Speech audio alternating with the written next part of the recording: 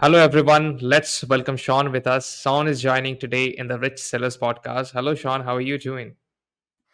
I'm good, Sammy. Thanks for having me on, man. We've had some back and forth, and yeah, I appreciate you sharing me with your audience. Yeah, definitely. The main reason for today's podcast is to check on what is Amazon automation. Like if we talk about PPC, there is so many things into it. And I was not always a keen believer of automation until obviously I met you and we discuss a lot about how we can automate stuff in PPC. Yep, So we can start probably with going into a summary on what are the top three or four aspects you have been using PPC automation and giving you good results. Then we can probably deep dive into each topics. let's do it.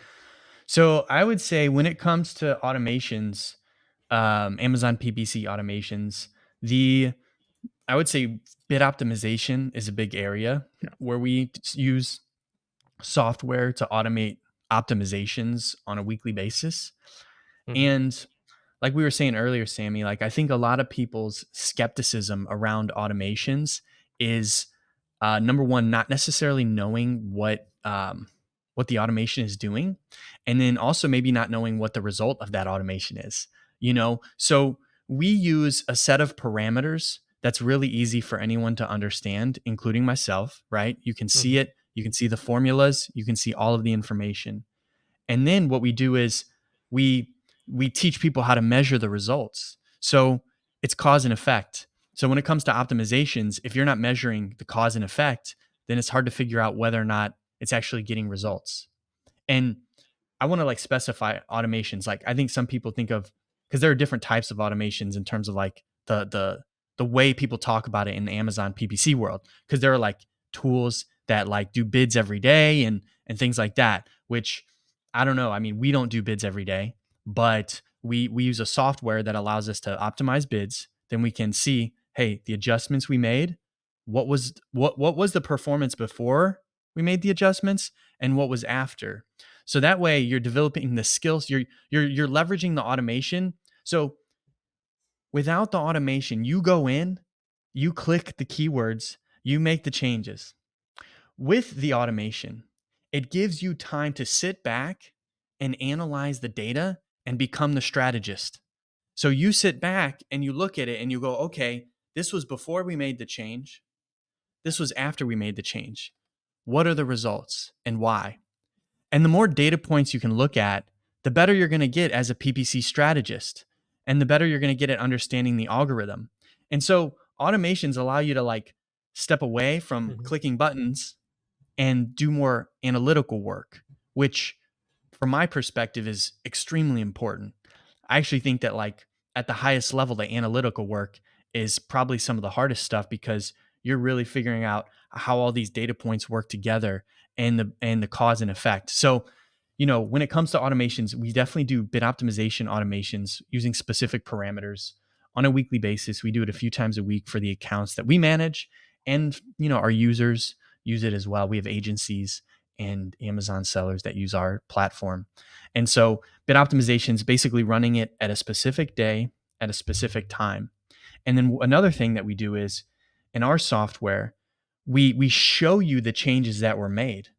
So when we make the changes, it's a list of the changes that you can export as a CSV. So which is great for archiving data, and it's great for any service providers because they can show, hey, we adjusted these 100 keywords. Here was the bid before, and here Mhm. was the bid after, and they can have a spreadsheet of all the logs, which gives transparency to what's going on, which is huge. And the other thing is you can reverse the changes. So with our software, let's say you make an adjustment, right, on Tuesday. And then next Tuesday, you're like, or Monday, you're like, I want to analyze the before and after. And it doesn't do very well after those changes. You can roll back the changes and restore it back to its original data set so that you can work to get back to your original state. Because not every change that you make is going to yield good results. That's the nature of testing. The nature of testing is that sometimes it works and sometimes it doesn't. So, you got to get used to that. So, if it doesn't work, roll it back. But if you're not tracking all of that, then what happens? Then you're not, if you're going in and just randomly optimizing things and then something messes up and you have no clue, I did 50 optimizations 2 hours last week, but I don't remember what they are. You can always go to the keyword history log, but how long is that going to take? Because you got to click on each campaign, you got to click on each ad group, and then you got to click keyword history. That's going to take you hours, man, versus having a log. So those are some ways that we use software to really optimize bids and manage the before and after. And also when it comes to we use Excel files like Excel automations, which we're working on taking our Excel automations and putting in the software. But take an Excel automation, for example, and like expanding and expansion campaigns, like creating new campaigns for a client. Well, it takes time to put with the new bulk file. You gotta update, you gotta create the bulk file to upload it, right? Well, we create automations that use our methodologies where you click one button and it creates all the campaigns for you in about a second or less, right? So it uses our methodology, so we teach the people who use it how we do it, and then so they can know what the methodologies are. We tell them exactly what's going on. Hey, here are the parameters that we use. And I think that with people who are in PPC and doing PPC, they want to know those parameters because it gives them that comfort of, okay, this person is using good methodologies behind their automations. So I think the methodology behind the automation is important for people who want to know that. And people who do PPC for a living, they need to know that stuff because it impacts the results that they get for the accounts that they manage. And, if you don't get good results for the accounts that you manage, we all know what happens. You lose business. And so that's why I think that, teaching people those methodologies behind your automations is important as well. So does that kind of answer the question, Sammy? Yeah, definitely. Let's do one thing. Let's rewind a little bit and go back to the bid optimization, because we do this weekly to Tuesday. Tuesday is a time where we go for our optimization for all the accounts that we have. Yep. And we have noticed one thing, that whenever a optimization is done, specifically bid optimization, then the results also shows like there is a drop in impression for the next 1 or 2 days, which is common that we have seen. And when you talk about softwares, right, we have to give them certain KPIs. And these are the KPIs you need to look at in order to make a decision and then implement that decision, right? So, what are those KPIs that your software follows when it goes and makes a decision on bid optimization? Does this goes to only underperforming campaign, or it also goes to a campaign which is performing? Yep. We do it based on keywords and targets. So we don't Hmm. do it at the campaign level.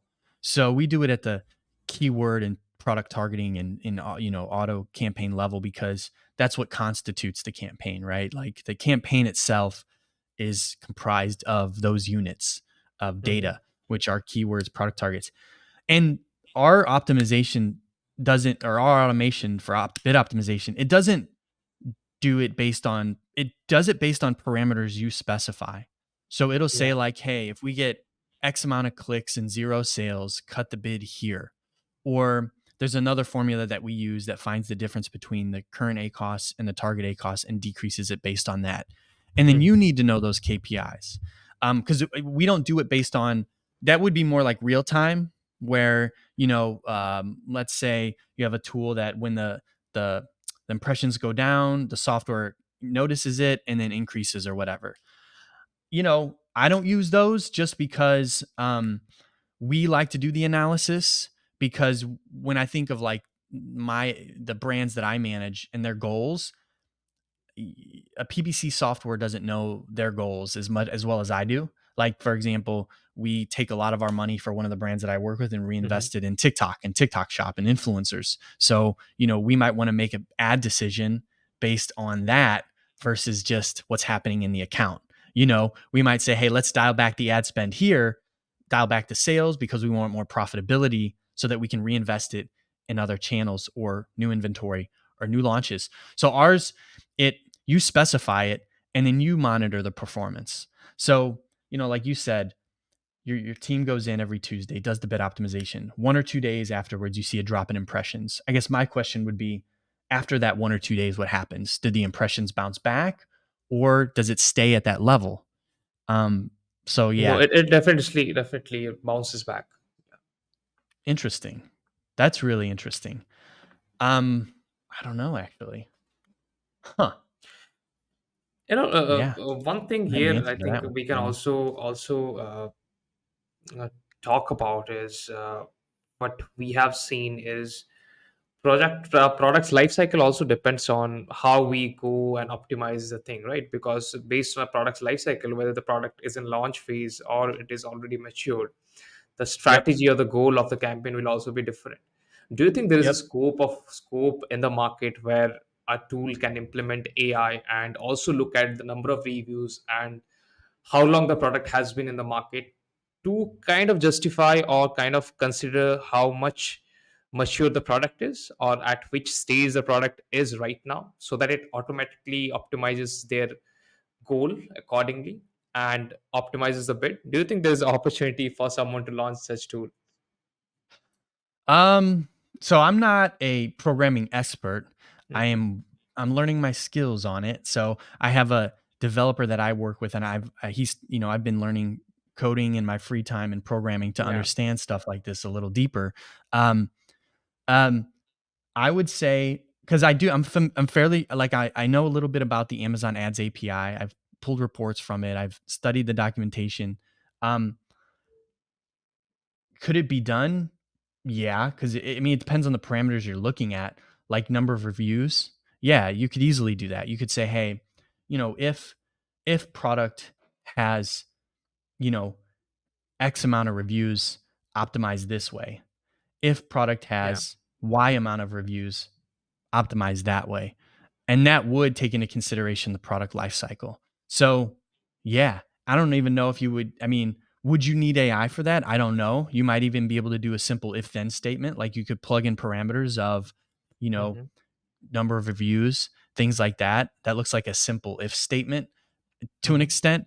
And the cool thing about if statements is it makes it easier for, you know, someone to understand it who's using it. To whereas AI is a little trickier because it's a learning model, right? So it continues to learn and things like that. So that's a little different because you won't be able to, because it brings in information, then it learns and then changes and stuff like that. At least that's the my understanding of the concept itself. So yeah, I think there is probably an opportunity for that. And now that I'm thinking of it, makes me think about building automations for that. So Yeah, I might be talking to my technical team about it a little bit. definitely. Um, Don't forget to add me in the credits. I will let well, I'll share them with you, man, for sure. I will definitely Definitely. let people know you gave me the idea, and then if we build them, I'll just send them your way. That way you can test them with your team. Hold on. Definitely, Uh, definitely. Okay, so let's go a little bit top in the topics. So now let's talk about, because it's been a while, Amazon have started releasing hourly data in both business report and ads, right? And there's a tricky way to download it. Obviously, in business report, how we get it is by downloading every 6 days data, right? But yep. one thing we notice is obviously when it comes to optimization, well, obviously we're getting this data on hourly level, right? But we know there are certain hours where we can increase the bits, but we also see there are certain hours where we can decrease the bits Yep. or decrease the budget. But in Yep. Amazon's ad budget rule, or if we just go on a campaign level, if we just see the budget rule how it is, or bid rule how it is, we can just increase it to a certain percentage, we can't decrease it, right? So do you think how we can, as a seller, let's assume as a seller, how we can optimize on a specific hour, or let's talk about day parting, right? Because you have been using that without a third party software. Is it possible to do that, and if so, have you seen a good result on it? Yeah. We go way back with day parting. We were testing it probably 4 or 5 years ago, to be honest. I Hmm. mean, we've been doing it for a while. Um, what we mainly tested budgets. We didn't test bids. Bids are just, I think, just trickier. In I think generally they're not trickier. Like if you decrease the bid, we know the spend's going to go down. But when it comes to Yeah. conversions and things like that, keywords can be really hit or miss on the sales side. When they're not making any sales, it's a lot straightforward. You know what I mean? But when they're making sales, it can be hard, trickier. So we didn't do a lot on the bid side. We mainly did the budget side, and we have our software does it. So we built that into our software where you can upload the campaigns that you want to pause and the specific hours that you want to pause them and unpause them. And so we just built it because we wanted to, because we did use it for our account. So we were like, man, we just need to build this thing. So, and because it's a pain in the butt doing it manually, man. And Hmm. having your team doing this on the weekends and stuff like that, I mean, it depends on your team and stuff, but um so budgets have been the one that we've used to most when it comes to day parting. Bids have been trickier in terms of like tracking and its performance.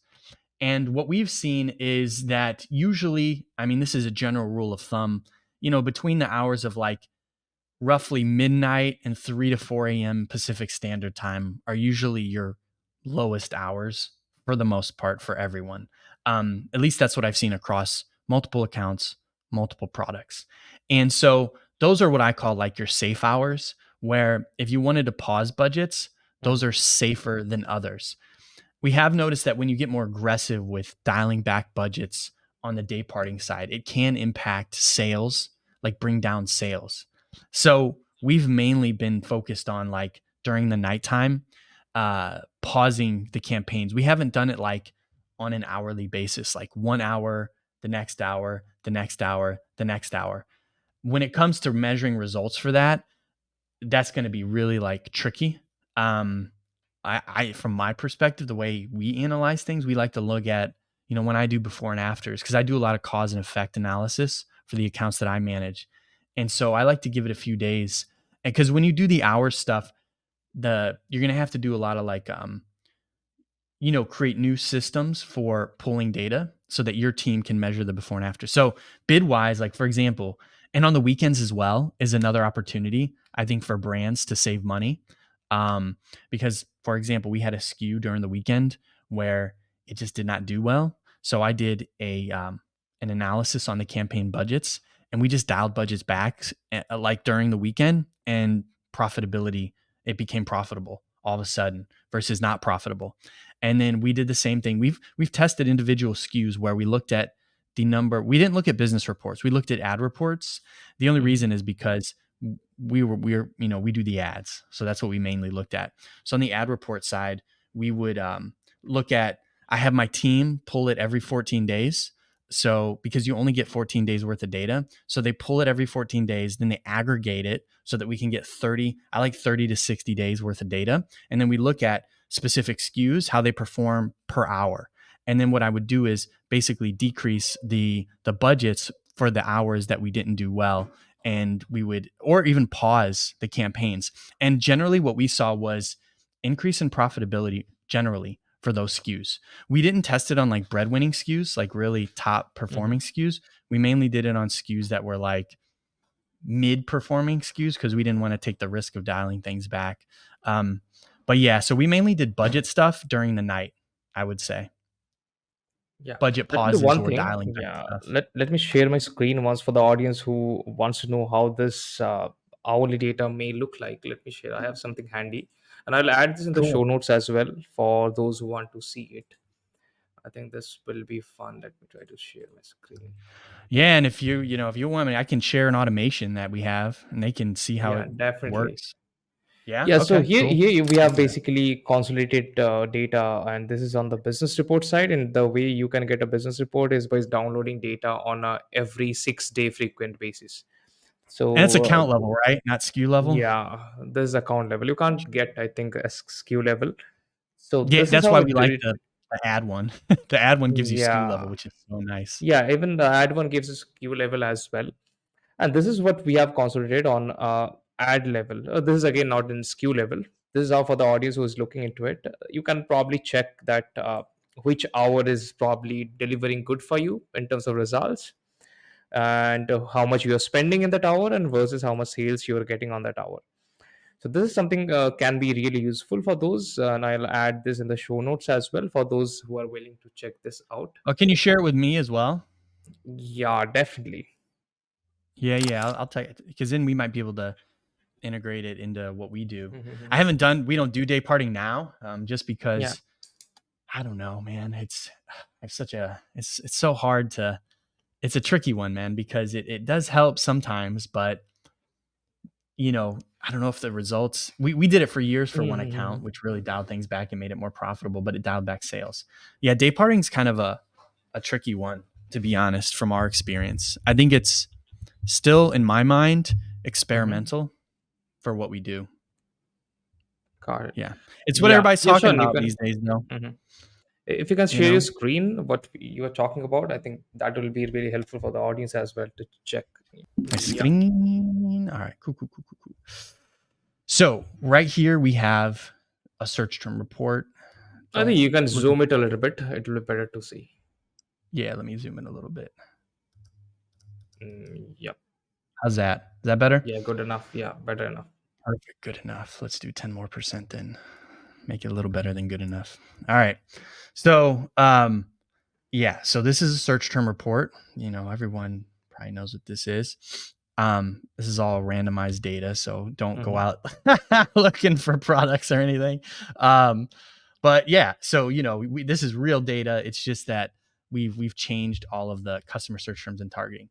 So one example of one of the methods we use is we'll just take this search term report. So let's copy it and let's pull it up into this tool right here. So I'm going to make this bigger as well so everybody sees it. So this is just in a macro. It's an Excel macro. So you just put in some parameters, right? So let's put in the parameters here. Wait. Oh, wait, I was doing it wrong. There we go. Wait, there we go. So we've got the date, we've got the appended text. So any text that you want to add to the campaign or ad group name, and then you want to specify filter by. So what this process does, so you need to make sure you have the SKU, the SKU, in Mhm. either the campaign name or the ad group name. You need to have the SKU in there because that's how this tool identifies what search term goes to what SKU. Because as everyone, people who work with PPC know that the search term report doesn't actually give you search term Yeah. per SKU. So you have to be the one to add it in there. So we're going to filter by ad group name. So what this tool will do is when you put the SKU here, it's going to filter by the ad group name up here by that SKU. So let's do SKU one. I'm just going to do SKU one. I'm going to delete these. You want the budget for the campaign, ad group bid, portfolio. You put in the number of the portfolio, the max targets per campaign. So, if you want one keyword per campaign, you can put it in here. 10 keywords per campaign, you can put it in here. And Mhm. then we've got I always do down only. The process is right here. So we've got three processes: PCST, TCST, and PTST. These are the processes that we've built and used. This one Mhm. targets search terms with 3 or more orders, which we consider high converting. TCST is 1 to 2 orders, which is what I would say like, you know, on the edge, if you know what I'm saying. It might pull in some weird stuff, so you want to Mhm. be careful with it. And then PTST is product targeting. So any product targets with 1 or more conversions. Let's do the PCST and see if we can get some. And then you want to specify the bid adjustment.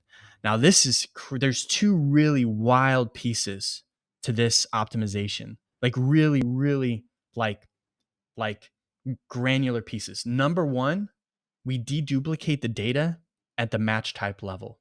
So what this tool does is it takes all of the search terms in the search term report, and then it takes all of the keywords for that SKU in the exact match, and it deduplicates it. Then it takes that same search term list, the complete list, deduplicates it against the phrase match.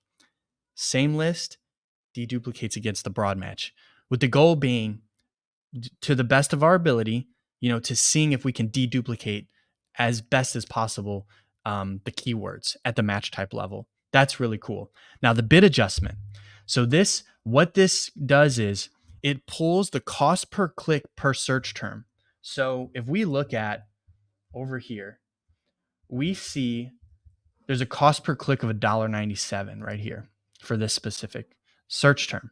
So what the tool does, it'll say, hey, for this one, do you want to do 10% above $1.97, 20%, or you can do 0%, which is equivalent to the cost per click. So it pulls it for that search term. It's pretty crazy, man. It's a meticulous process, but it's pretty cool.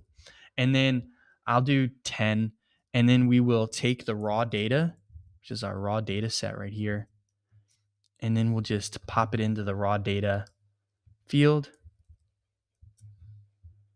And then we just hit. Oh, one thing to note, here we go. Important note. There are search terms that don't have a CPC and that are set as 0 on the Mhm. final campaign sheet. So whoever uses this, filter the bid by 0 and put in the bid you want. Boom. Done, baby. Cool. There we go. So we have it does do campaigns per match type. So we've got exact, phrase, and broad, and we can see that there's only 10 per keyword per campaign.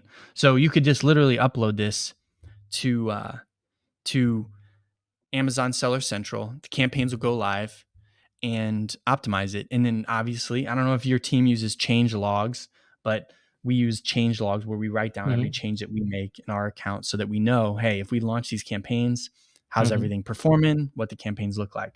So, that's one example of how an automation can do a lot of the heavy lifting. And you can always delete keywords and stuff like this from here if you don't like it. You can always get rid of it, keep it, or do whatever you want. You can even actually consolidate this to, if you get rid of the match type and the campaign name, then you can just delete a few rows and then just do one campaign with three ad groups, or three, not three ad groups, but it would just be one campaign with all the ad groups. So that's kind of one way that me and my team uses automations. This is one example. This is our campaign launch automation for search term reports. We also have another one that's like campaign creation, where you can just Mhm. copy and paste a list of keywords or product targets and just launch it. Yeah, What do you interesting, think? man. Yeah, since you already talked about the topic, exact, broad, and phrase, we do this podcast. I mean, not podcast, kind of episode. We call it PPC Roundtable, where we go and talk about data, that how and what is coming out, and we basically, after the podcast or the episode, we make a conclusion based on the data that we have seen on the episode. And we did Cool. a episode where we showcased and tried to find out the cheapest match type. Okay, exact, broad modifier, phrase. And there were three accounts, three clients of ours. One was spending around 40K USD a month, another close to, I think, 10,000 or 12,000 a month, and another was, I think, doing close to around $50,000 a month in ad spend. So these are not small brands, couple of big brands. But what we identified was uh, exact match. Obviously, the CPA, cost per acquisition, was almost three times of what Broad was giving. And I want to see and check it out with you as well, to kind of cross validate whether you have seen that probably past couple of months or maybe a year, broad match is giving the best result or the cheapest result. Have you seen that, or your results are different? Yeah, I would say generally, I haven't done like an official study or an Hmm. analysis, but I would say generally from what I've seen looking through my accounts, broad match is the cheapest for us. Um, exact tends to be more expensive. Phrase tends to be kind of somewhere in the middle-ish. But yeah, broad, you know, I would say like if we're dealing with a SKU where it's like a low volume SKU that's not doesn't perform very well, but we want to give it some juice, then we would Hmm. probably do like a low bid broad and maybe a low bid auto campaign. So we see that it's cheaper than, and it's so, man, with match types, man, I don't know. That one is so, it's just, even to this day, man, I've been doing this almost for a decade and like just so mix and match, man. It's crazy in terms of its Definitely. results. Yeah. Yeah, Yeah. totally. I would 100% agree with you, man. Okay, it was a quick 35 minutes for us. Okay. Yeah, yeah, So yeah, yeah. I know, right? Yeah, yeah, yeah. It was good though. yeah, I think it was a fun podcast. We discussed a lot about automation, and if you or someone or Amazon seller was watching this, if you have any questions, make sure you put those in the comments, and we will make sure to answer whatever questions you have. Sean, where can Yep. people find you before we end this podcast? Oh man, I don't know. Where can they find me? Let's see. I'm trying to think of the best way. If I would say like here Sean at ppcagility.com. We'll use that one. So if you want to reach out to me, uh, send I'll me an I'll add email. that. I'll add that in the description as well. Thanks, Sammy. And then is there anything else you need from me at all before we hop off? Are we all good? No, If you we are want, good. We are good. Yeah, if you want, I can share the I'll also do. automation. Mhm. Sure, Just sure, gonna sure, say if you sure. want. Yeah. Yeah, All right. Cool. that's good. That's good. Okay. Cool. Thank you so much, Sean, for joining us today in the podcast. And I hope we can see you again and discuss more about PPC. Thank you, Sammy. Really appreciate it, man. And if you need anything from me, you know where to find me. Definitely. All right. Thank you so Thanks, much. guys. Bye. Take care, man. Bye.